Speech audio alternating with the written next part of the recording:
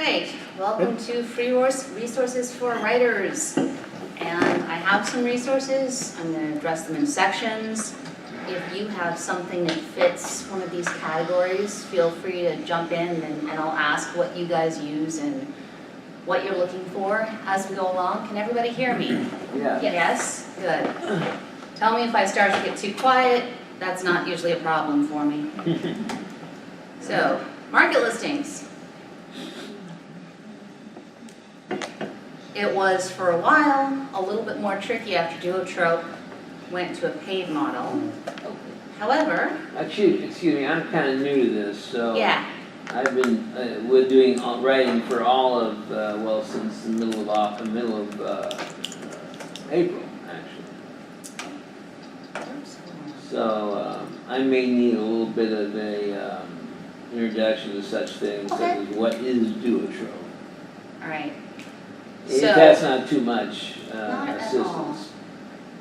So market listings are where we look to find places to submit our short stories, novelettes, novels, Right. what have you. Sure. There we go. And now this should work since I actually re-logged in there.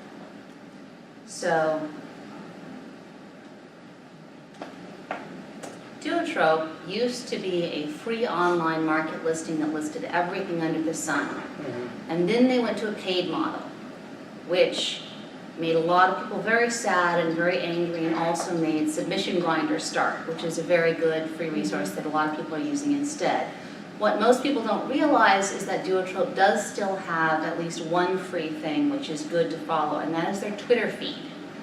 Because, as you can see here, they update it constantly with new markets and across all genres. And it's just a quick listing of, for example, Mother's Revenge, fiction, pays token to semi, F fantasy, H horror, S science fiction, and then they provide a link to their main listing website, so you can immediately go and see what this new market is. And it looks like it's eco-punk of some sort. And you can go from there to the actual website. So if you're on Twitter, I highly recommend following Duotrope, simply because as a writer it's good to have the opportunity to see new anthologies as they open up, because then you have time to tailor your story or to write one for that market if you have an idea similar to that you've been thinking about working on. And no matter where you are with your short stories or novels, you should really figure out at least one source of information about the place that you're planning on sending it to, whether that's somebody that covers agents and what book publishers are looking for, or whether it's somebody who covers new anthologies and markets, something that will come to you on a regular basis as you're working, because otherwise you might miss that big chance by a week, which is really sad. So, now, the main free online market listing right now is the Grinder, Submission Grinder. And as you can see here, they also have a newsletter, which is nice because that particular newsletter, you have to sign on, obviously, but you get to choose specifically which genres you want to hear about and whether or not you want anything fee-based included. Personally, I would never, I don't want any information about fee-based. And you can, and soon they're planning on filtering it by pay levels. Well, what about subgenres? In other words, say within science fiction. Nope. This is just these genres listed right here. In the actual search though, there will be those filters. Like if you go to the other search, on the main page, isn't there those other filters there? I've been not. Like genre and then subject or style? Well, yeah, but I would not necessarily recommend filtering too fine because you'll lose things that way. Oh yeah, I generally don't do that. I just say like fantasy. So if you're looking for nothing, like, say, so nothing as refined, say, as something you would find in daily science fiction. Find in what? Well, there's a website, Daily Science Fiction, that has. Right, they publish science fiction, Yeah, they but do, no, but there's nothing as discriminating as what they have in there. not for market listings. Now, Okay. what you can do is, so for example, fantasy, and then the story subject is really broad and more designed for nonfiction or special interests rather than subgenres. Okay. But the nice things that you can do is you can search by story length and so on. Sure. Right. You can also do, let's see, this is the advanced search.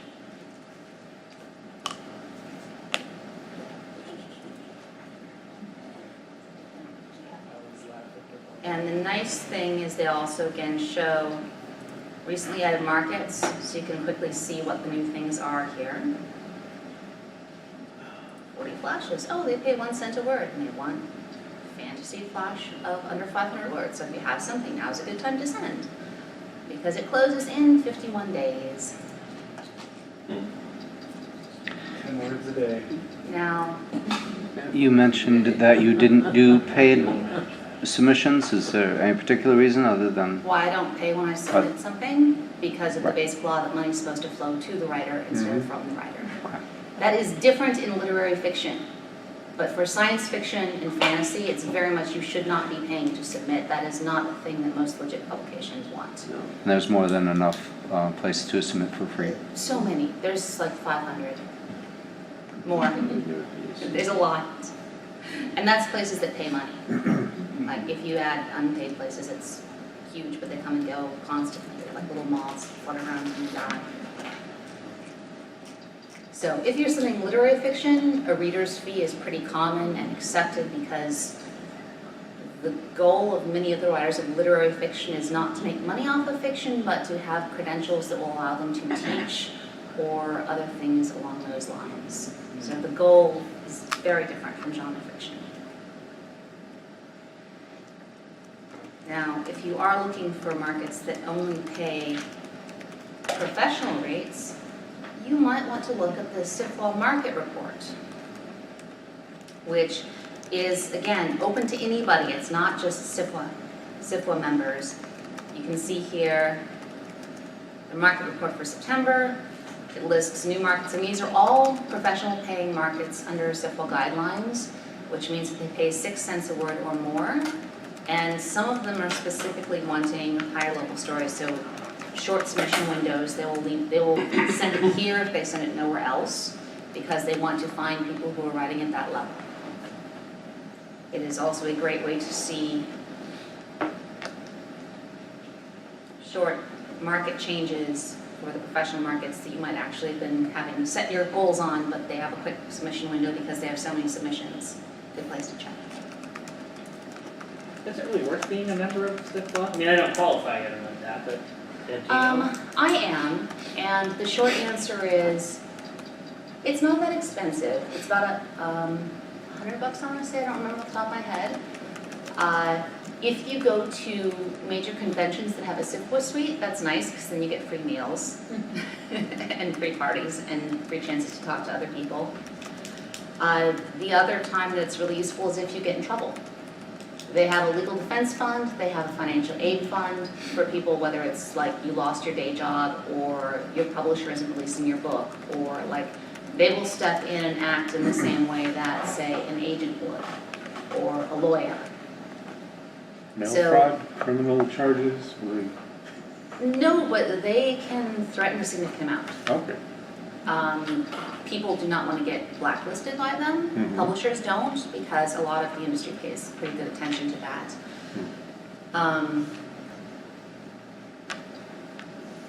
And of course you get their publications, but, so, it's nice. Oh, they have a special category here just to explain to you why I joined Sifl. There you go. So yes, so they have promotional things. Let me see, they have, like they just start up a NetGalley program, so you can get your book distributed through NetGalley, and then includes your independently published book if you are a Sifl member, and they do accept independent publishers. That's a new thing. There are certain categories that allow them to figure out whether you qualify or not under those rules. I was about to ask if there are. And there are discussion forums. The Emergency Medical Fund helps with medical expenses. The Grievance Committee resolves contractual disputes. So it's pretty good. But so what are the qualifications to be a member? You must have 3, let's see, I bet that's right here.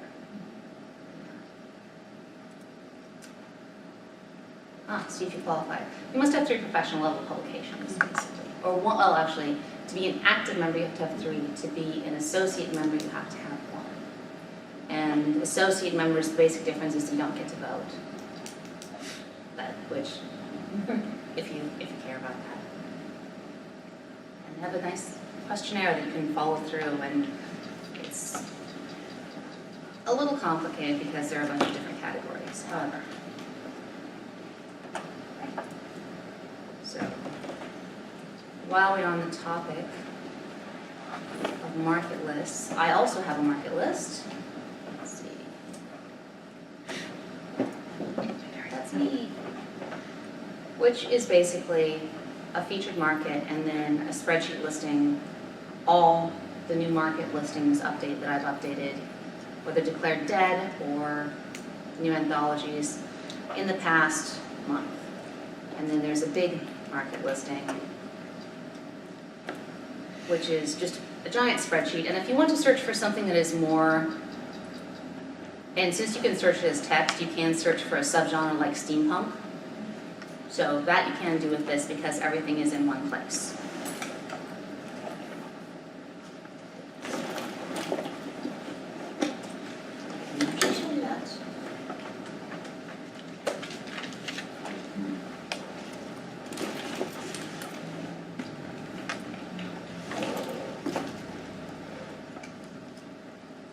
So for example, if I want to search for steampunk, I just search for steampunk and I can see, okay, they want that, they want that, they want that, they want that. Just a basic search. And of course, sorting by science fiction, fantasy, pay rates, all that. If you use spreadsheets and love them, you might like it. I like spreadsheets a whole lot, maybe more than I should.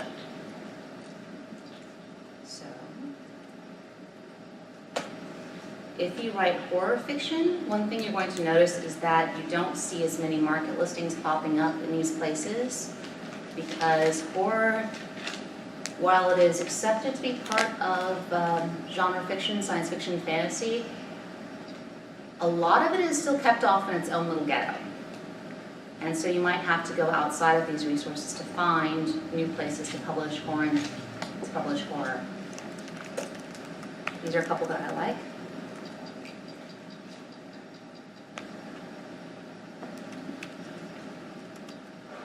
As soon as this will load.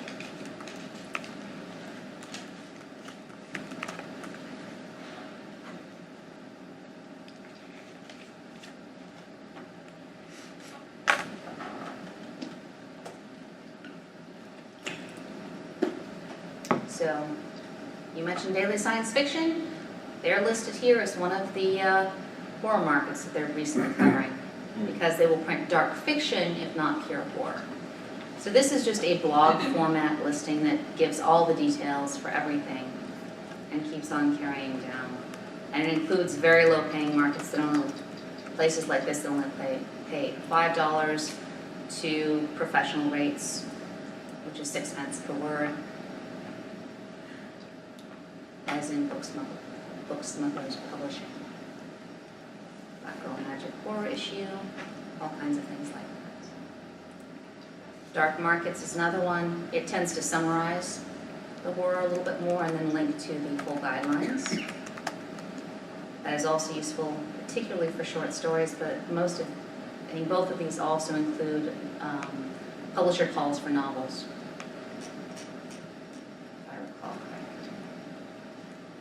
Anthologies and book publishers, contests and magazines.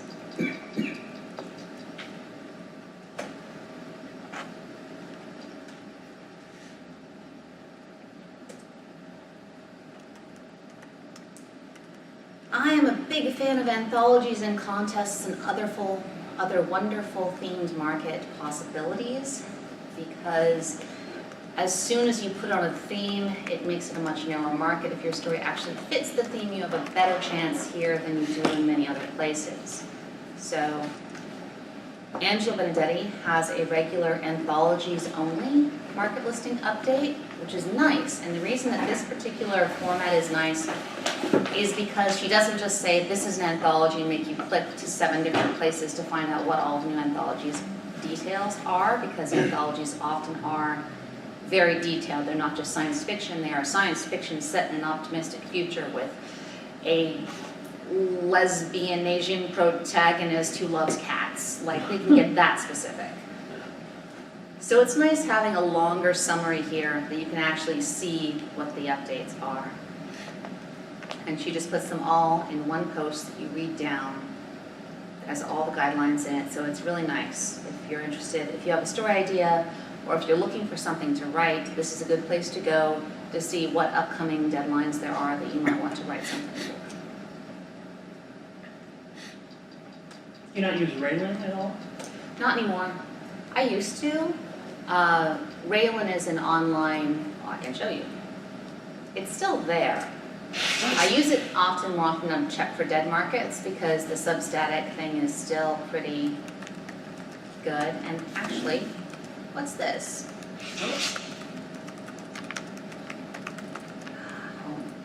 It is a very ancient website. Click on the banner, nothing happens. It doesn't go home. There's no drop downs. It looks even older than my website, which is amazing. It looks like it's coded in HTML. Yeah. Yep. I'm sure. It's great. So this is the basic format. It's not searchable in any way, which is a problem. He used to send out a monthly update with all the new market listings. He doesn't do that anymore. He posts infrequently and sporadically on his Facebook page, so I would not recommend it anymore. Certainly not as a primary source. So after you've done your market research, then you have to format yours, and so really quickly, whenever anybody says standard manuscript formats, what they really mean is shun manuscript format unless they specify otherwise. And you can find that written long form right here. And basically, this is a very long article that walks you through all the little tiny finicky bits and bobs of formatting your manuscript. I have actually occasionally seen somebody saying Sifl manuscript format, which is really unusual, and it differs in a couple of ways from shun, which is the standard. But if they do ask for that, then this is what it is. And again, all these things, you can probably just Google these terms, and it will bring up these pages. They've been searched often enough that it should do that.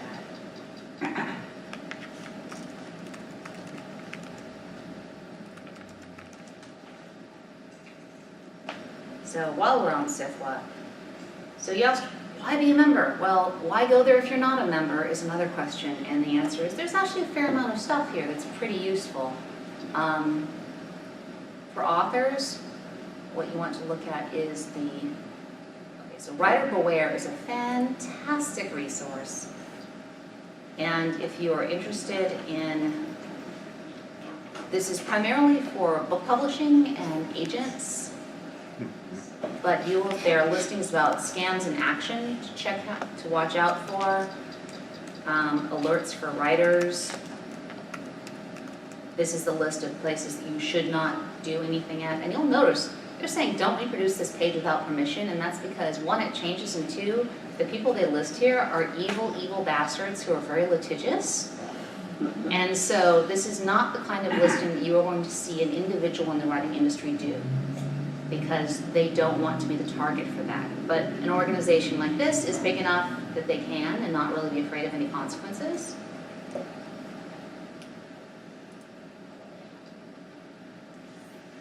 So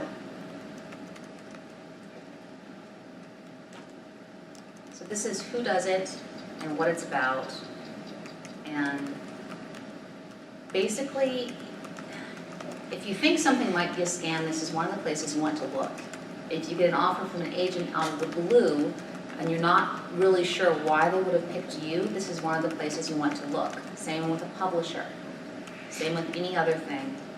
And they've got all kinds of categories: editors and assessment services, legal recourse and other remedies, which is what you can do about this, literary agents, self-publishing, small presses.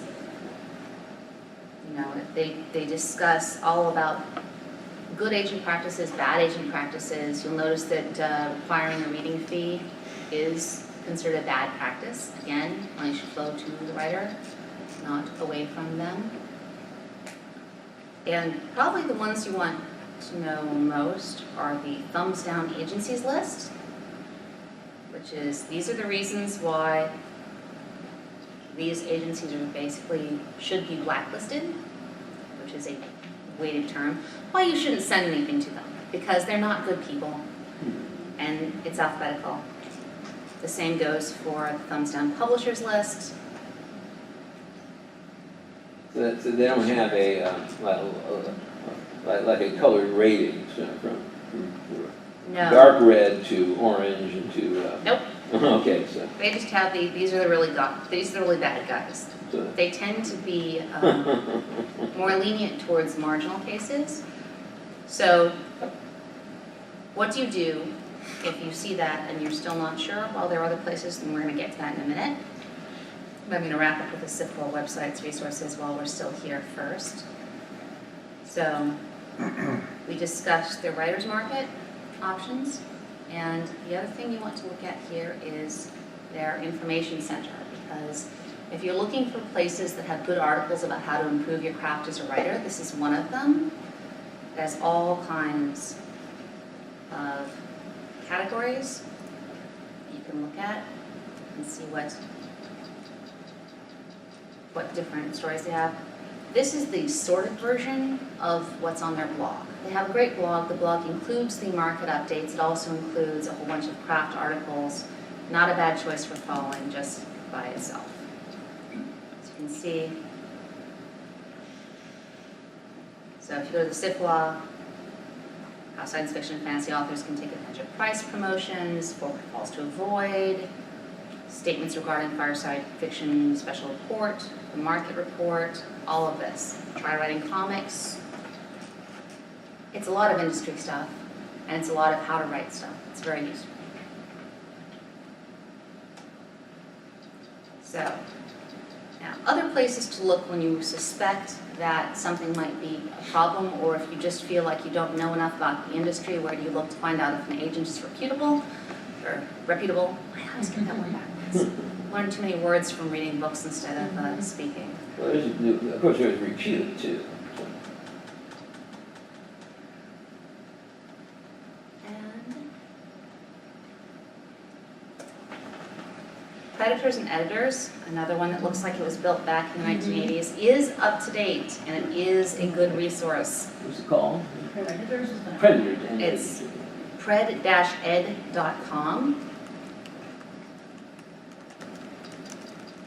And what you want to look at here is agents and attorneys, book publishers, magazines. So if we were to go to agents and attorneys, this is a huge master list of all the people that they have ranked as being good or bad, recommended or warned against. Does it list current litigation as well? I think it does. It sometimes does underneath the warned ones. And everything known litigation, because some litigation is just not necessarily litigation, but private negotiation. Well, for example, no, I don't think they do. Okay. They just do a not recommended, and then, so AAR and RWA is our memberships. That is usually a good sign, because most places that do memberships kick them out if they're not. And the dollar signs are verified sales, verified negotiation sales, so yes, they actually have a track record. And then they just say not recommended, or, oh, yeah, this one is highly not recommended. Also a top 20 worst, according to Writer Beware. So whatever you do, don't send anything to there. So yes, in this case, they did discuss, they have explained some of the details of the, good lord. That is so not professional. Anyways, anyway. So promotes its own editing service, not recommended. Link reported invalid, so it's probably gone underground and changed its name. That happens a lot with this kind of place. And they do keep places that are now defunct in the listings as a historical thing. You can tell if they change the color and any links just go away. So, and this one, for example, is actually recommended, which is unusual and a very good sign if you see something that is listed as recommended. So look for the green links. Yes, green is good, red is bad. And they've got a whole bunch of categories here. You can see book publishers, agents. This is probably most useful for agents and book publishers. Their magazine section isn't a market listing. It is not as quickly updated. It is not, I would not recommend using that. But agents and book publishers, yes. So what would your advice be if you come across a publisher that's not listed in, say, Predators and Editors and Sifl? I mean... Thank you, Terry. You will be my plant in the audience for this presentation, apparently. All right. Sure. I would go to the Absolute Right forums. So, Absolute Right is a fantastic writers community to be a member of. It's free. It is a bunch of forums and discussions of writing craft and what would you do with this and my character's doing that and all the normal stuff. But it also has this lovely Beware's recommendations and background checks category, which is super useful because, and it's a bit of a mess, as you can see, right? It's just all this stuff. You're like, but how do I ever know? Yes. But there's a search bar. There is a search bar, and more than a search bar, it is so well known. So, for example, this is just like, there's this Limitless Publishing person who just followed me on Twitter, and I've never heard of him. What is this? Keeps going, is this the same on this? Oh, these are some warning signs, and so on and so forth. Their covers are great, but all the books are hers except for one other author. This doesn't seem legit. You know, and so on. So you get a good full discussion, and also you get industry professionals who actually know what's going on weighing in, and people giving their own personal experience with these publishers. And as you can see, this goes on a bit. See, is this still the same person? Professional psychic. Oh, starts every single form of communication with Aloha when she's a native South Dakotan. That's interesting. And so, yes, there's a lot of information buried in this forum. It's very useful. And for example, if we wanted to check on, okay, well, here's one that is here somewhere. So Dancing Lemur Press, which, great name, I don't know what they are. You can use the search bar.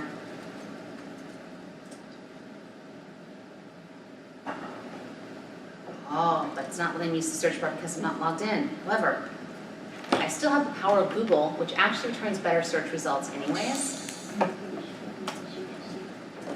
So all you do is put Absolute Right in there first, and then Dancing Lemur Press. This is a Google search, by the way. It's in my browser window, but that's what it is. And it brings up this particular thread. So just put Absolute Right, and then the name of whatever magazine or publisher or agent or anything in the industry that you're looking for, and it will probably bring up a thread discussing it. And if it doesn't, they probably haven't been around very long because these people discuss everything. And the answer is, well, here we Googled this and this was the result. This looks okay, you know.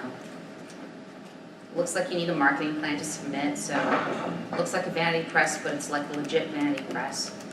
I think is the conclusion one could get from that particular one. Good tasting course. So, again, Absolute Right, highly recommended, very useful when you want to find something out. And if it's not here, you can always post and ask. But always Google first because, as I say, it's a huge message board. It covers a lot of stuff that is probably in there somewhere. So, before you get to searching for editors and things, and you want critiques, aside from, of course, our own lovely MNSpec group, which offers a critique program, which will be running immediately following this particular presentation. There, plug done. And Critters it's free. is a great online free writer's resource. It is primarily science fiction and fantasy. They recently added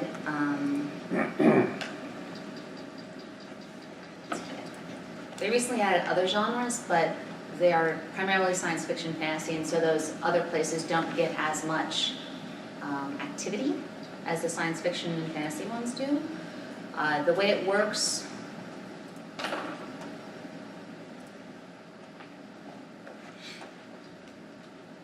is pretty simple. There's just always a batch of manuscripts that are loaded up at the top. It's about this many.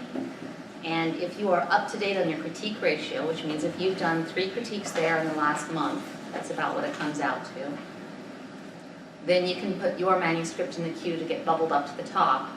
And when it gets to the top, you will get critiques back. And the number of critiques ranges, but usually you get about half a dozen. Maybe more, maybe less if your story is particularly long, or if it's the second chapter of something instead of the first chapter.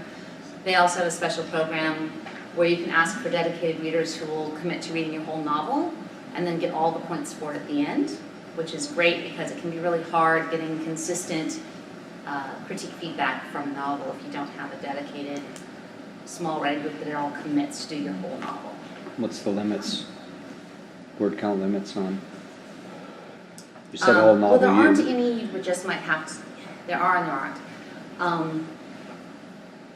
Let's see, what's the actual, they let you do any length, but you might have to feed it through the queue in chunks and or use a dedicated reader option, which is when you put in this and you basically say, I'm looking for dedicated readers, people who will read the whole thing. Right, but how big are those chunks? Well, there's what the actual, Do you negotiate with the people that are going to critique? no. And I- Well, you can, on how much time they have, but Yeah. not on anything else, not on how many points they get or anything like that. So, under critiques, workshops. I don't remember what the word count limit is specifically. I do remember that you get fewer critiques the longer a thing you submit, even within the allowed word count limits, because if your thing is too long, fewer people are going to be interested in reading and critiquing it. So in that case, you might be better off splitting it up into shorter chunks.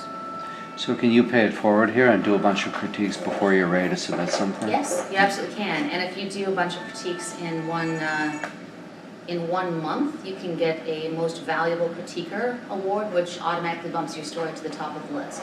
Wow. So, One time or like once? Or- yeah, if you do a whole bunch in 1 month, you can get the award that lets you move your story to the top of the line. If you do it again the next month, you can do it again, but it takes, and it has to be real critiques. So you can't just do a form critique. There's a certain minimum word count for how long your critiques have to be. I think it's really reasonable, like 250 words, something like that. That's not much. But you need to at least clearly write a response instead of just saying, I liked it. That doesn't count. But when in a critique though, how much of it has to be, and what type of content does a critique like this have to be? I mean, sometimes a critique really needs to have grammatical content or, and more. I mean, 250 words isn't much of a critique really. I mean, for me. It's interesting you asked that because I can show you here. Let's go back to the main. Right there. I mean, I mean, I have tools for me that So helps me with here- grammar. For example, you can see they do show critiques from previous batches, Right. I should say, because they put out a new batch every week. And you can see here, so this is quoted, Right. and Okay. then somebody's commenting on grammar error stuff. And then Okay. there's a longer summary saying this was a unique story and this idea was interesting, but you need to consider this, and this is actually a fairly thin critique. They're like, it's well written, I'm not coming up with a lot of critique. But as you can see, they still came up with plenty of stuff to say that would be useful for the author. Right, Either right. minimum or the max? Minimum. So There you is could- no max for yeah. how long critique you could write. Theoretically, you could write them 100,000 words in a week and send it to them if you wanted to. That's But it where would still only count the, as one. that's It where would still the count as one publication is. critique, yeah, you don't get extra credit for Demolish that. somebody's work and rip it So, apart. again, the nice thing about Gooders is you get a lot of different opinions from people who aren't reading over each other's shoulders. And so you know that it's not a group think or consensus coming up, and you also get other points of view on a story that may lead you to target something that neither of them were looking at, but both of them were pointing towards, even though they didn't realize it. Right. You will also always get that one what the fuck critique. I have no idea what they read. It was a different story than what I wrote. They are so far off the base, and that you're just like, okay, that's so weird. We live in a different universe. It's an interesting universe, not mine. As with Sifl, are there standards for the critiquers? No. Okay. If you don't write substantive critiques, or if you are, I mean, you can get banned for misbehaving in your critiques, but there's no, you have to be such and such level of good to do it. There is an incentive. Oh, that's another reason to join Sifl is if you are a Sifl member, then you get to come in as a pro, which gets you, when you put your stories in, they automatically go to the top of the list, assuming that you've maintained the pro critique level, which is lower. It's 1 critique a month instead of 3 critiques a month. So if you keep your ratio up as a pro at that level, then when your stories are ready, you can just send them in here and they go automatically to the top. Stories at the top tend to get more critiques as well. So that's a nice side benefit. But no, anyone can join. Anywhere in the world, there's no fees, there's no requirements, there's a lot of do this to be polite and here is how you write a useful critique information, which is good. And I'd also say that I learned a lot about my own writing by writing critiques of other people's writing, because after you've done such a churn of critiquing, you see the same things coming up again and again and again, and then you see them in your own writing, and it's horrible because you know what that is and why it's in your writing and it wasn't there a minute ago. Is it kind of like reading Slush then? Oh yeah. Yeah. I would say it's very much like reading Slush, because the range of stories is huge, from great stories to terrible stories.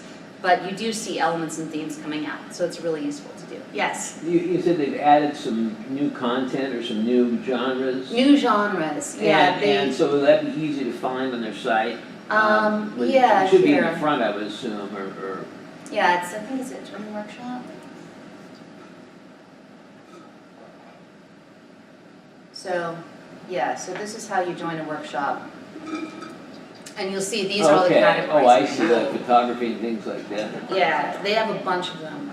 Again, it started out science fiction, fantasy, and horror. That is still where most of the members are. Sure. So some of the other categories aren't as active. You won't get as many critiques, but they all function about the same. Okay, so like mystery and whatnot, nonfiction. Yes. So doing the math here, you said you would have to do 3 a month on Yes. average? You do 3 a month to maintain your ratio. Your and that ability gets to yours.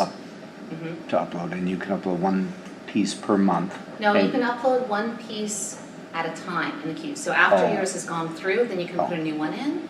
But Okay. you can't like put another one in a month, and a month, and a month, and a month. So you may be, Now- yeah. And the time How limit long is does a it month. usually take for a piece to get to the top of the queue? Well, let's see how long the queue is right now. It's pretty good.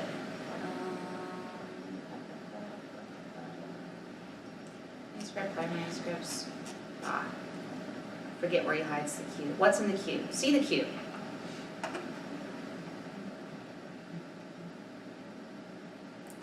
So, queued manuscripts to be sent out. The dates are estimated. Obviously, the more members there are, the more manuscripts they can bring to the top at one time, and the more there are in the queue. So it's kind of self-regulating in that way, because it demands that you be up to date on your critiques before you can put your story in the queue, which helps the rest of the queue move faster. So you'll see, and held until participation ratio improves. So that's, you put your story in, but you can't go on the list until you actually finish doing your critiques. So it looks like the latest one here is actually September 21st. So that's not a bad wait time. So You that's mean somebody who submitted their story today Okay. would get it critiqued September 21st. Well, that's just 11 days. Yeah, that's pretty fast. Yeah. And actually, judging by the length of this, I'm guessing this bottom one is about to be broken off and a new one is started, because this is pretty long. But that's how it works. So that's the expected turn time is? Yeah, that's the 11 days. expected turn time. And you can pick, Currently, You have now to- is looking there and see. you have a choice among which ones are near the top to pick a certain genre that you would prefer to review or look at?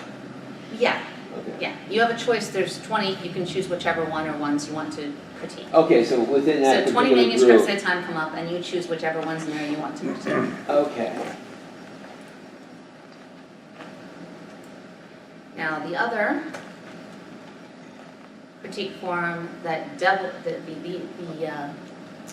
the form of last critique is what I call it, because it's also the form of first submission. And that is Bain's Universe Annex Slush. And that is because the way that they handle their submissions, and note, if you're concerned about rights, because this is a member-locked form, it does not count as giving up your first publishing rights to post your story here, so you can still sell it somewhere else. That is not an issue because it is for critique and consideration, and it is password locked. So.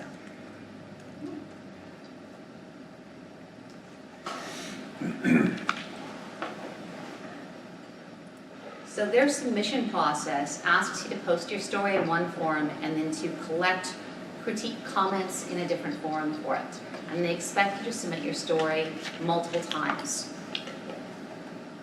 So, for example, you can see the number of views, like this one's been seen 100 times, or the comment thread has been seen 100 times, and there are 10 replies to it. So the story is in a different forum, they post the story, they get some comments and feedback on it, including actual editorial feedback, suggesting either editing changes or saying, we're really interested and would you send this directly to me because I'm probably going to buy it, here's how you format it. This is a pro-paying market that actively seeks out new writers. So it's a pretty good option. And look, oh, he just sold the story somewhere else. So you submit it here, you get feedback, you use it. Maybe the editors bite, maybe they don't, but you do get some professional feedback. There will always be at least one professional editor who will make a comment saying, we're interested, we're not interested, or this is what needs to be strengthened. So, there we go. So if my story fits what I think will fit in your magazine, then I like sending it here first at this pay level, because editorial feedback is often a rare and treasured thing, and you get it here.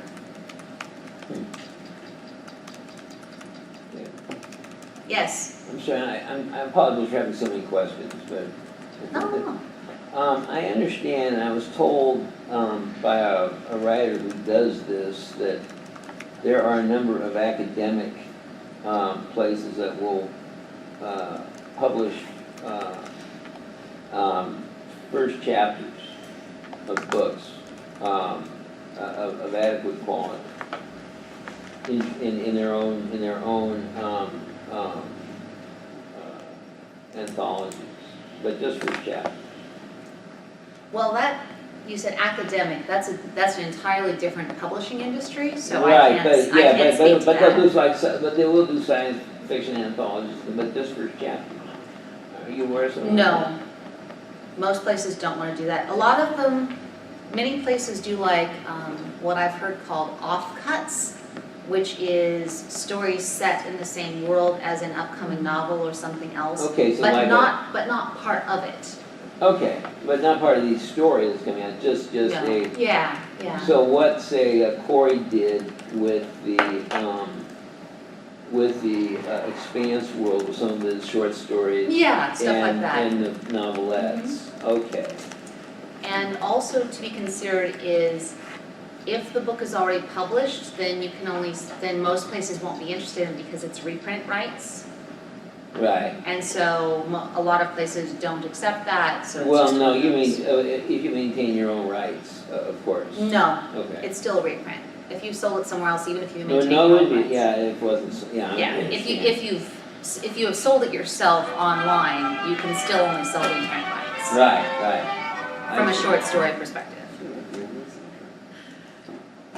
So, and now this is where I want all y'all to speak up, because I can tell you what resources I've found useful in improving my craft and learning more about writing and things like that, and I'm sure everyone has their own different ones that they found useful. I don't read nonfiction as much as I used to because I'm really busy right now, so I tend to listen to a lot of my own podcasts, and we'll get to that. But certainly these have been places that generally have good articles and help me to improve stuff. So I will cover a few of those. We still have plenty of time here. So these are free places by people who actually seem to know what they're talking about, who will suggest craft improvements and other writing articles like that. Oh yeah, that one's a good one. Is that one?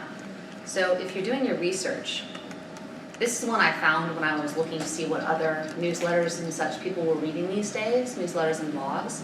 And I stumbled on this and I was like, ooh, this is so perfect and marvelous and shiny, I have to show everyone. So congratulations, I'm showing you now. This is Science and Sci-Fi, Fact and Fantasy. And this is the index of the articles that have been done before. He actually goes and gets scientists in that discipline to discuss things that have been done correctly and incorrectly in fiction and how writers can improve that. So from actual people with PhDs. So. Okay, biology and ecology seem nicely related, as do neurology and psychology, but why are genetics and archaeology grouped together? Okay, I would guess that has related to do with the, what's the term for it? You know the thing that people do with evolution where they make extrapolations on society behavior based on what they saw? That thing. I'm forgetting the word for it. Behavioral, Evolutionary science? evolutionary psychology? I forget. But anyways, Genetics is also related to human anthropology in a lot of big ways too. Yeah. yeah. Go back to the title. Let's tell that site again. Science in Sci-Fi and It's Dan Cobalt. Science and Sci-Fi, Fact and Fantasy. And it is, like, this is his list of things that he has. He has a blog that updates on a regular basis for that. XKCD what ifs are really good too. Because they're really funny, but it gives you an idea of because we often come up with ideas that are just completely out of the blue, and XKCD's done a lot of what if stuff. They have. So some of that's great. I actually have the book because someone bought it. So this is what he's talking about for those who have not encountered XKCD. The what if in the top left. And yes, XKCD is worth reading just for enjoyment and to make your life, to make your day a brighter, happier place. So, long discussions and awesome illustrations. And a resource I've been using recently is PBS's Space Time. It's amazing. It's a channel on YouTube. It's PBS Digital Studio. And they have astrophysicists explaining physics concepts in a way that you can understand. And it's the most approachable science, other than SciShow. Should we build a Dyson sphere? Yep. No, that means I was happening. Anyways. Yep. They actually talks about Dyson swarms and Kugelblitzes, which are little black holes. It's just watch it. It's amazing. The Dyson sphere, if you don't get skin pricklies from the Dyson sphere one, I don't know what will float your boat. But Okay, neat. Yeah. But that Dyson sphere episode is Just in general, PBS Digital Studios. Oh yeah. I mean, there are a number of them that, I mean, you just look at it and like, oh, okay, there's a channel for that, which is like, I mean, there's one on grilling things, but I mean, there are a handful of various science popularizing things, as well as just sort of a general culture one called PBS Idea Channel that sort of got I think was the main driver behind a lot of these, but there are. Cool. No, I haven't watched these before, so that, Also, Khan Academy is really good. oh yeah. So,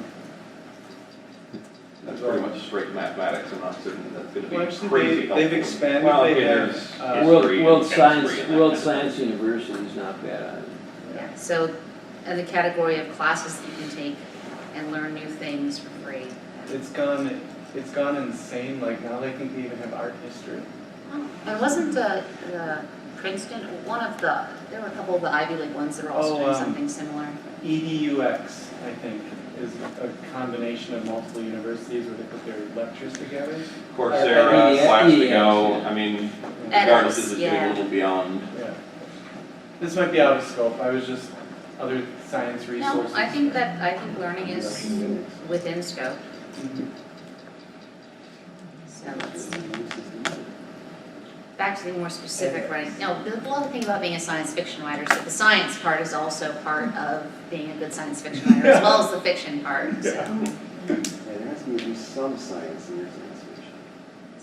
And then, Well, of it course, has you to know, be- includes it has to be- anthropological it and social has to be science. good and- too. It I can't got be- to, on there I got to watch a Richard Feynman lecture. Like, Ooh. Feynman, he's a great presenter. Feynman's amazing. So, this is helping writers become authors. She has to start here.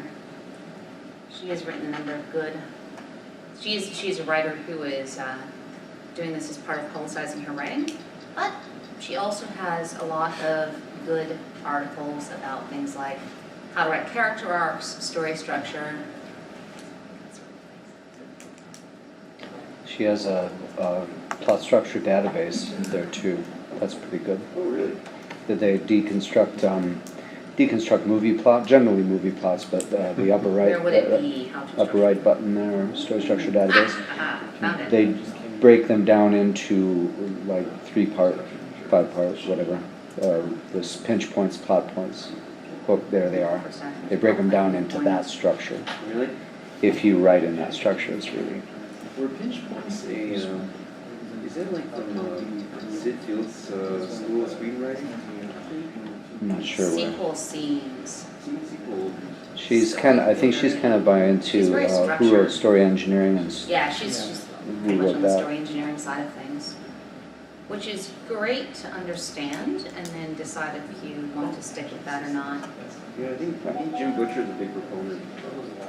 Oh, if you're writing a serial, a series, or a serial type story, that's, story structure becomes much more, I think, useful if it's an episodic series. Anyways. Yeah, he's a huge proponent of it. He has a live journal. It's only like 8 articles total, and it's not even updated anymore. But there's a lot on there about sequel. So it's kind of like, I don't know, it's like Dwight D. Swain light. It's a pretty good introduction into how he does it. Let's see. Butcher's blog library, third link.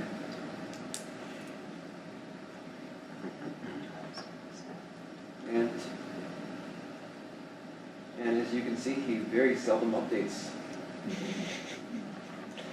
Okay, getting your story together, how to get this, or organizing this freaking mess, okay?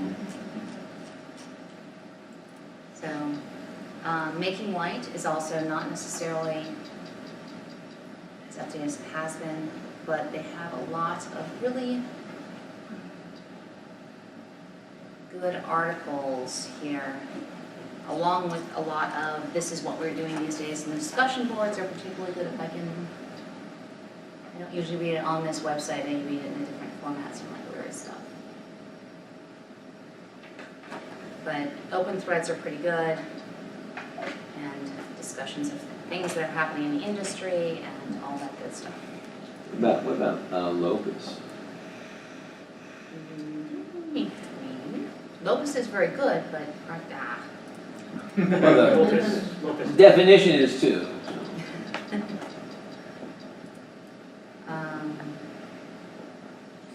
Or is this more news? It is more news. Yeah. as I understand it. I'm not a subscriber, so I don't, It, well, it certainly has all the all the conventions listed and all that.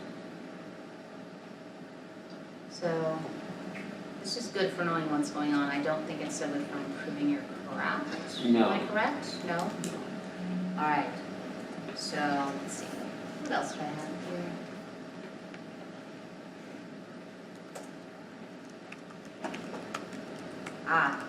So if you are interested in self-publishing at all, I highly recommend following her. This is LiveJournal, and she actually updates it very, very regularly because she is still one of the remaining clusters of LiveJournal that's alive in English. It's weird. It's like this cluster goes dead and this one stays alive. Extremely regularly. That Yeah, post oh is yeah. from August 1st, 2017. Well, that's the top post, yeah. So she talks a lot about the process of a writing life and balancing life, and also what she's doing for publicity and for self-publishing, and she's an artist, so there are pretty pictures as well. A lot of what she writes is for the furry market, so if that idea gives you the heebie-jeebies, you might not be interested, but I think that it's definitely worth reading and discussing what she has here. So.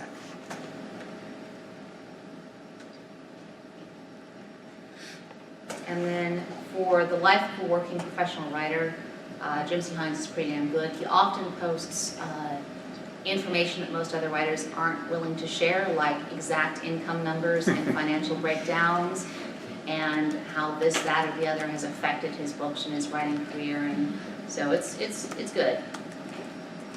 Also, he just got a camera and he's having fun taking pictures of a puppy. But, anyways, for example, one of his most recent posts is "A Year as a Full-Time Writer," which is how it has changed his life, what he was able to get done during it, what he expected, and his magnificent new beard, which very Rasputin, very, very Rasputin. He's got the Mad Monk look going on. Tell me about the future. Kind of, well, he writes more Replace fantasy. those He writes more glasses fantasy with than the science fiction. but- Bloodshot detailed contact lenses. That's right. So away from the world of personal writers' blogs, Writer's Digest is actually fantastic. They have a lot of good articles. I get their newsletter. The thing to know is when you sign up for the Writer's Digest newsletter, you're going to get a lot of really useful information and articles emailed to you. You're also going to get a lot of marketing emailed to you. So if you can just tolerate that and spot the marketing emails and delete them, the rest of the stuff is good. But it's like a 50-50 ratio.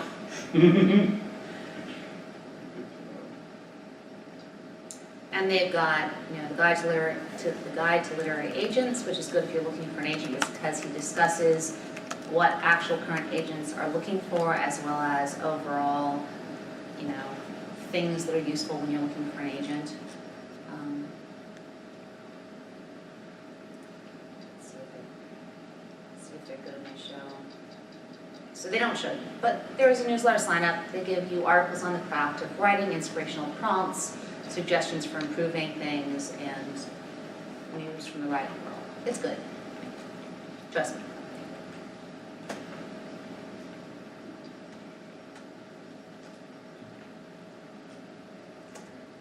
If you have a novel and you are serious about getting it published, Publisher's Lunch is actually really, really useful.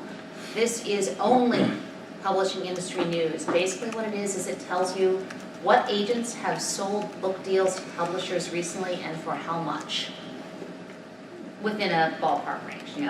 Good deal, great deal, okay deal. It's very codified, but it's a good way to spot an agent that you maybe hadn't considered who sold a fantasy novel to Tor recently. You're like, I've never heard of this person. Let me go find them and make them my agent. Does it come with 3 martinis? If only. Not too bad. Maybe digital martinis. Yeah. So, and again, that's a newsletter you sign up for. It goes out, I think, once a month. But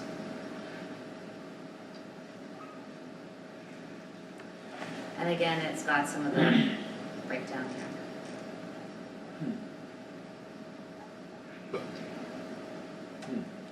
Now, as I said, I don't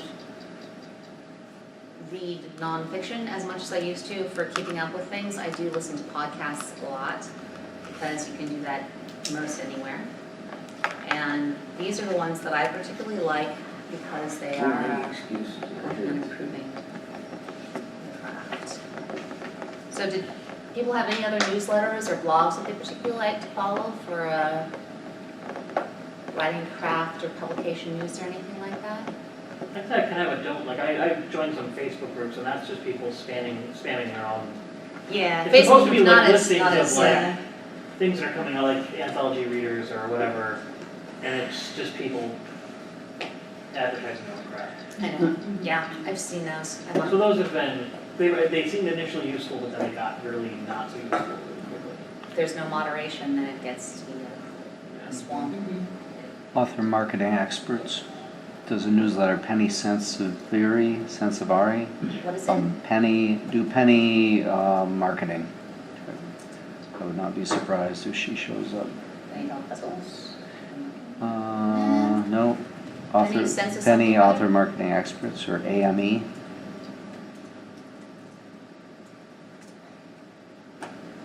There we go. That newsletter, really good for us.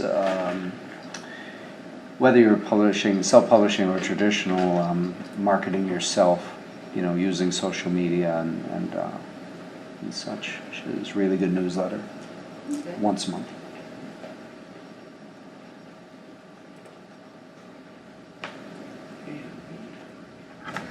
So for podcasts, in terms of improving your writing craft and elements of writing to consider, things like that, Odyssey Podcast is great. That's part of the Odyssey Writing Workshops, which is a very prestigious writing workshop that's held in Anselm, Maine. I have it memorized now. But they take excerpts from their lectures, short ones, like maybe 10 minutes about that, and share them with everyone else in the world. And they're usually really good because they're by experts who are brought in specifically to teach at these writing workshops.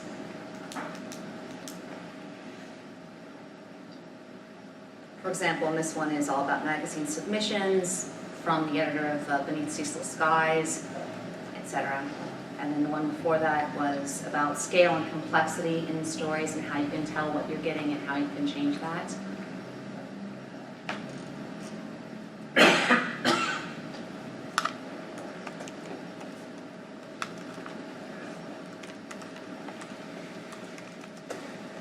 Writing excuses, 15 minutes long because you're in a hurry and they're not that smart, or so they claim.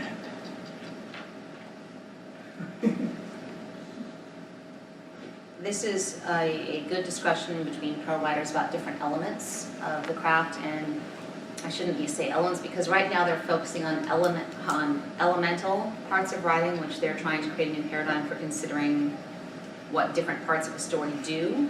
In the past, they've done it in a different way. Next year, they'll probably switch the format again, but it's really good. Like, they may call it the elemental relationship, but really they're talking about what role does a relationship play in a story, and how can you bring it up. The one before that was humor, which is always tricky, and there was some really good suggestions in there. Crossover fiction, and more humor stuff, and so on. This is a really good one. It is absolutely worth going back and listening to all their past archived episodes.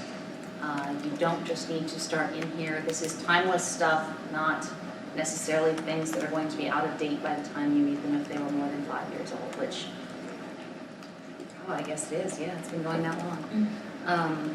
And they bring in a lot of guests to discuss these things with them.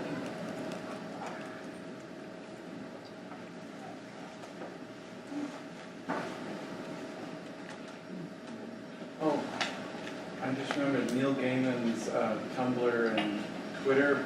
Often he promotes stuff that people he knows and stuff, but there's a lot of it where he actually, people ask him like an honest question of how do you write, what do you do, etc.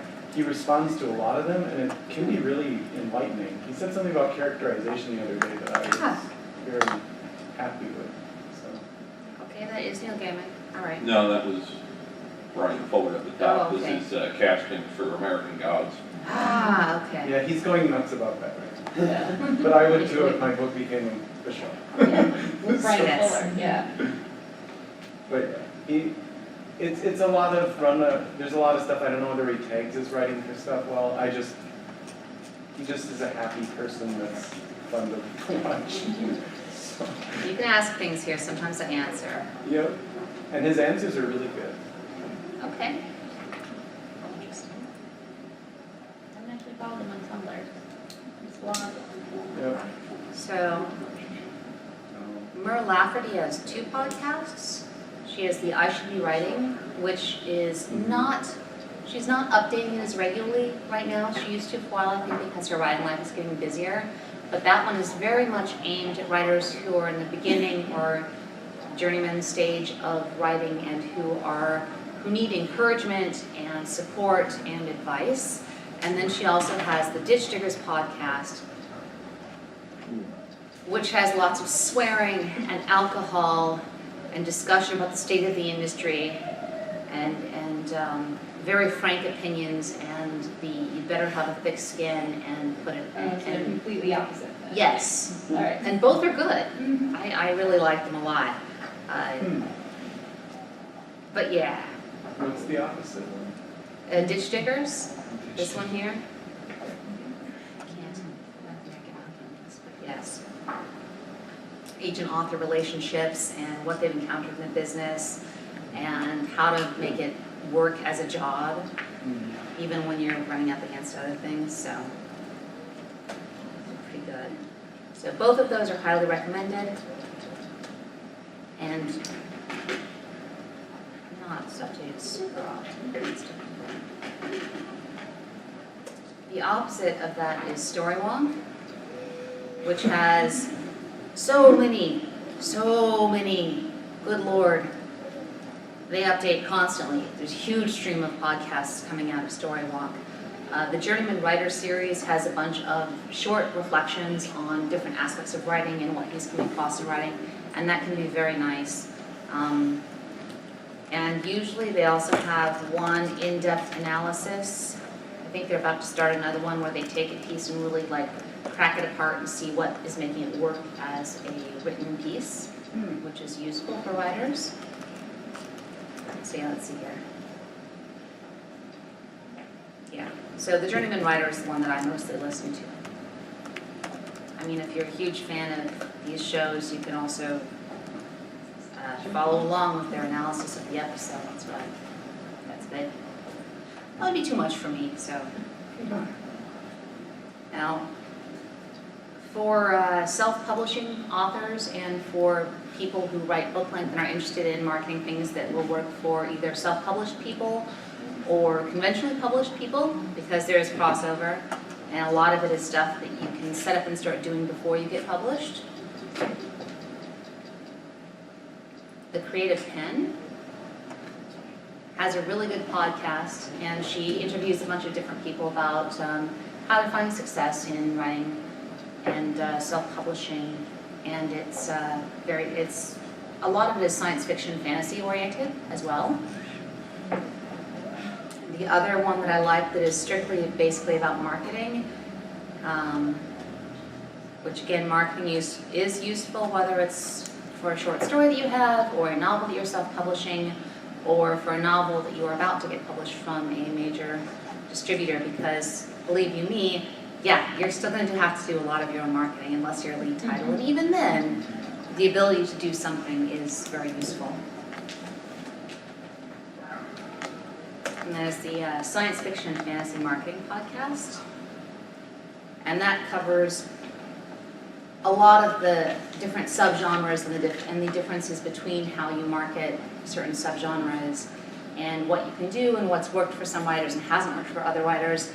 And this is probably the most up-to-date of the places in terms of you will get people who just did this 2 months ago and who can tell you that the stuff that people were doing 6 months ago isn't working anymore because it is changing that fast. So that can be useful.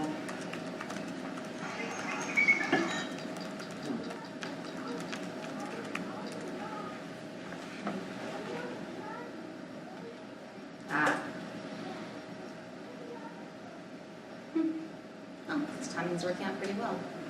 And then we have lists of awesome, which are other places that have lists of things that are useful.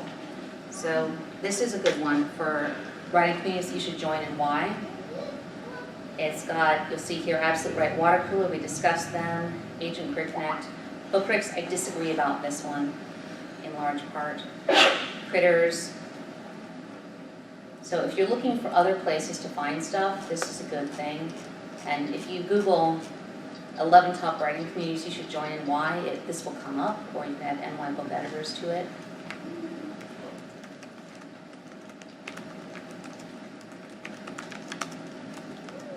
All these things I'm showing you, I'll post this PowerPoint presentation in the files for the meetup. But you can also just Google any of these terms that you've seen, and you should be able to find the website even if you didn't write down the full name. For this, you kind of have to Google it. 101 Best Websites for Writers, Writer's Digest. They do this every year, and it's what they think the best websites for writers are in this year currently. It's a fantastic resource when they put it out. This was from the 2015 one. And they divide it up into categories. So if you're looking for writing advice, you go here. If you're looking for creativity, if you're looking for editors, for agents, or publishing and marketing resources, you see the Creative Pen, Hugh Howey, Independent Publishing Net, like there's all this stuff here, jobs and market listings, online writing communities. And this is, of course, not just for science fiction and fantasy, but it certainly includes science fiction and fantasy. And there are some specific things. You see Jim Hines' blog is mentioned here as number 72 of the top 100 for writers. And so is Sifl. Freelancing, thrillers, it's all here. And if you are looking to improve your craft, one of the best things you could do is just download this PDF and look through it one by one, spend some time reading through things and figuring out how you can actually make those changes in what you're doing. Or pick one thing to work on in your next short story with that. Yes. One thing I like to do is just listen to Escape Pod and then quiz myself on what I thought the story got well and what the story didn't, just my own little critique, because Escape Pod chooses such good stories. They get good presenters, so you can kind of get into it and then be... Yeah. And then you'll have a great presentation, but you won't quite get into the story, and you'll be like, why? And sometimes it's, depending on the person, it can be easier to analyze a story and pick out what's working and not working for you, whether you're reading it or whether you're hearing it. Mm-hmm. It's difficult for me to do that when I'm reading text, because if it's a good enough story that I want to know how they did it, I'm too involved in it to be able to analyze it. Mm-hmm. But if I hear somebody else reading it, sometimes I still can. So. And Escape Pod gives you both the text and the audio. So. And this is my personal list of articles that I've found good and interesting over the past however long. Writing shiny. So that's again on my website. I just keep it updated. Whenever I find a good article, I put it here. And you'll notice a lot of the sources are from, like that's the LiveJournal one I showed you, Writer Unboxed, a whole bunch of different Writer's Digest articles. You'll see a lot of them popping up from these places, if you are looking for something in particular. That's it.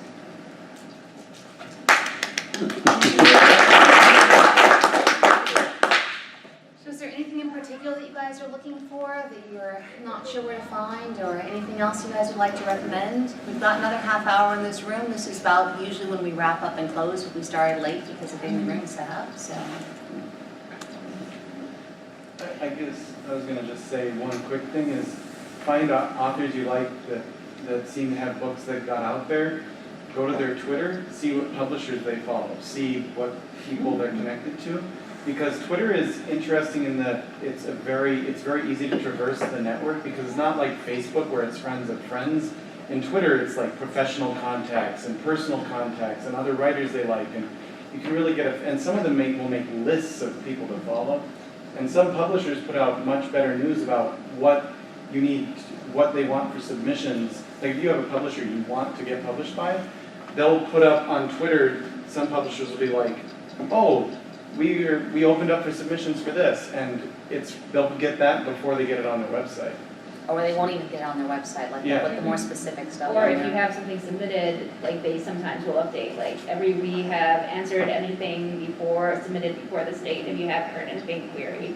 Yeah, Yeah, Twitter's really good, especially if you find like a genre and an author and you narrow it down to people that you think are movers and shakers for what you want to do, so. That's a great suggestion. I have a suggestion for Query Shark.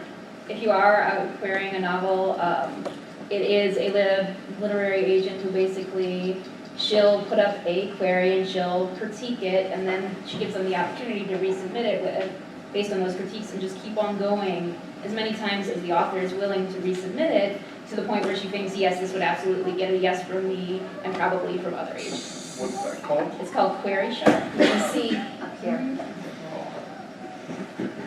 And so some people will revise 4 or 5 times until they finally get that, like, yes, this would be a yes query from me. And some people will just, not. But it's a lot about, it does talk a lot about querying.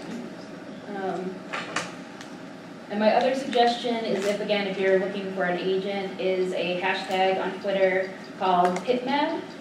What is it? PitMad, Pit like pitch, P-I-T. MAD, it's an event that they hold every couple of months. And basically you go in, you do a Twitter about your book, you hashtag it with PitMad and with like category information like SF or sci-fi. And agents, if they favorite, that means they want to see it. You have to kind of keep up to date on what the rules of PitMad is though, because sometimes they'll change it, and if you're not following it, it doesn't kick you out or anything, it just makes people mad at you. And you also have to make sure like anybody can see it, so you kind of have to do some research on the people who are favoring it, that it's a real agent or not. Is Pitch this, Wars. is this Yes. part of Pitch That's- Wars? yes, Or is this the same thing, or is this a different thing? It's a sort of subcategory. So PitMad is just the Twitter part. And what I like about it is basically if an agent favorites it, and that means they are going to look for it when you submit it to them. Like it's not just going to get lost in the sea, and it could be months. And it also means that they were somewhat interested, at least based on your 140 characters in that topic. Pitch Wars is different, run by the same person, but it's more like you put in a pitch plus the first 250 words of your manuscript. I know only a few people. I believe the 2016 Pitch Wars just closed, Yes. so put this on your calendar for next Oh. year. But it's also very good, yeah. PitMad just finished on the 8th, But they do it every And, couple of months. Yeah. every 3 months, 4 times a year. If they favor you actually submit to that Right. agent at that moment. And they'll tell you what they want to see, you send it in to them, and they'll work with you. Pitch Wars, you're actually not pitching an agent for publishing, you're pitching someone to become your mentor. Right. And To help for you, 3 yeah. months, they'll go, 2.5, 3 months, they'll go through with you through your manuscript and get it ready to actually pitch to an agent. And that's coming up at the end of October, I believe. But there's only like so many people who get. There's only like participate. 60 people. Right, They have a pretty good track record too for getting Yes. people yeah. Yep. published through that. Or at And- least that's what they said, I forget where we were. And So you're PitMad just finished on the 8th, So, and they've limited it. It used to 2015, be- 50 authors were offered representation and or published. Yep, Wow. yep. So they do a good job. Yeah. And But for PitMad, just keep in mind that like anybody could favorite it. It's not necessarily an agent, but this particular one gets a lot of agent attention. And Cool.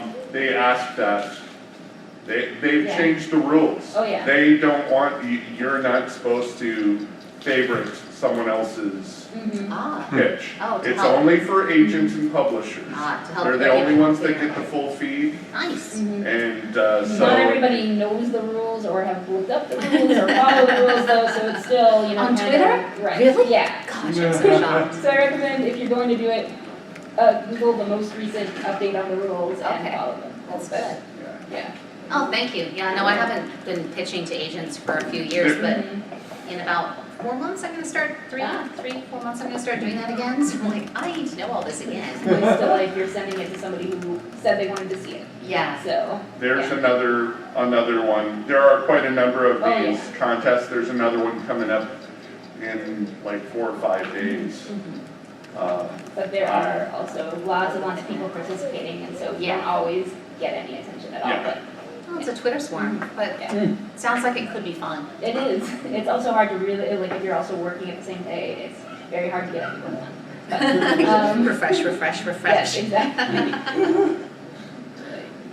And I imagine that Twitter length, this also helps you perfect your elevator pitch. Yes. Because Yeah. then you need to get it really, 140 characters plus your hashtags Right. make it maybe 130 characters for your pitch. Yeah. So, so. Right, tight. Okay. Scribophile, that's another one that's very similar to one that you had brought up just when it came in. That's the same thing, where you put up parts of your books, review other people, and you can find someone to do, basically you swap books, and you'll critique theirs, and you critique theirs. Digest. And there's lots and lots of different genres it covers. Okay. Are there any ones that do it for shorter lengths besides book length? Yeah. Yeah. Yep. Critters is for short stories and or books. Oh, okay. Mostly short stories. Okay. Same with that. There are a whole bunch of different groups that you can join, and if you join that group and it's genre or interest based, if you join that group, then you start getting their newsletter, and the head of that group will, shoot you an email and say, hey, this is what's going on this week. So you participate in this one? Yeah. How many critiques do you usually get? I just started. Okay. I just found it like last month. Okay. And then there was one other, I think it's called Submission Grinder. Yep, we already covered that. Okay. So we did that Okay. one, yeah. Yeah. I think with Writing in the Future, there's some of that stuff too in their forums. Oh. Which note, if you have not had 4 professionally published short stories and you write short stories, you should be submitting to Writers of the Future. Yeah, the rewards for this are crazy. They are, and don't worry about the Scientology part. If that makes you feel uneasy, from what I've heard from people who've won the award, you don't get a hard pitch. Yeah, there's So it's open to even everyone. an economic separation. They'll come after you with 2 tin cans. With an e-meter. The website is looking ugly today, apparently. Yeah, they have a forum, and then if you get so far in the contest, there's There we another go. secret. This is what it's supposed to look like. Okay. I actually looked at that and saw the L. Ron Hubbard Exactly, part me with, too. ah! No, Yeah. it's Not a bad entirely thing. legit, it's a good thing, you get a Okay. lot of good, the workshop that they offer winners is amazing, and also, you get money. Yeah, the prizes are big. Okay. And mostly it's just delaying sending your thing out to get published for 3 extra months to go to the quarterly. Well, it's longer than that. Especially if you get, like if you're a finalist or whatever, I think I waited over a year to finally hear that I wasn't published. But, the further you go, the longer you wait. Yeah.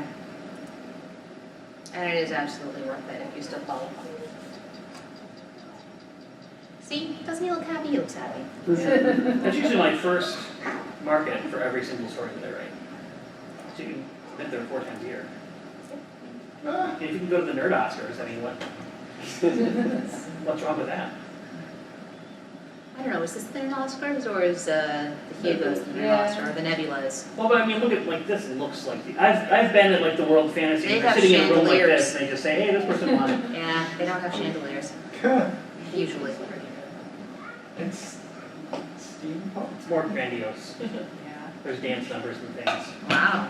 Okay, wow. Well, this is Is it, the heart of Scientology, lots of, They're good with spectacle and Substance. show folks, yeah. is it fee-based? No, everything's free. And if you win, like, you get the prize, the writer's workshop, they fly you out for everything. Yeah, it's a good deal. Yeah, the prizes for this are killer. It is entirely legitimate and it is a very good deal. Okay. I've been entering it for years. Yeah. And is it short story or? Short I stories, think it's like up to 17.5, so you can do. Short stories or art. They also have an illustrators contest as well. Oh, yeah. Yeah, just remember not to put your name on anything. And then you end up, and then there's that, they have a book with all the stories. Oh, yeah, and the anthology comes out, you know. Because I have that anthology from, Up to 17,000 words in length. And I certainly submitted, if I finished a short story in the time period and before submission periods closed, I always sent it out there while I still qualified for it. when do you stop calls then? When you sell 4 short stories to professional markets. Short stories. As soon as you Or qualify a for novel, I Sifl, think. Yeah, as You're soon as you qualify for Sifl, you're Yeah. not qualified. Well, actually, no, the Sifl is 3 stories and this one is 4. isn't this 3? No, I think this one's 4. Or does it say more than 3? Yeah, it might be more than 3. Professionally published a novel or short novel, or more than 1 novelette, or more than 3 short stories in any medium. Professional publication is payment of 6 cents per word, and at least 5,000 copies, or 5,000 hits. So, Yeah, I just sold a novella, so I have to. but was it a professional rate? So you have to do the math. That's what I have to do the math for. Congratulations. Yeah. I'm almost- Where will it be showing up? It's 35,000. So second 100 pages. So who's publishing it? Less than 3 press. It's a small press. Okay, yeah, no, I'm but- familiar with that. But they really seem like a good place to start. And I have a friend who published with them, and she was like, Mhm. do it. I'm like, okay. Anytime somebody offers you money for your writing, that's a good. Yeah. They have their royalties are really I high, have like had publishers 40%. that I shouldn't have signed on with, but not every time someone offers. It's writers beware. Yes, again, we check the places, you ask Well, around. not offers, actually gives you, I think that should be amended. Oh, yeah. Yeah, they actually just, they do royalties at 40% because I think they are small publishers, so they don't give out. Well, I think that's it for this meeting, and the critique group is going to start here in about 20 minutes.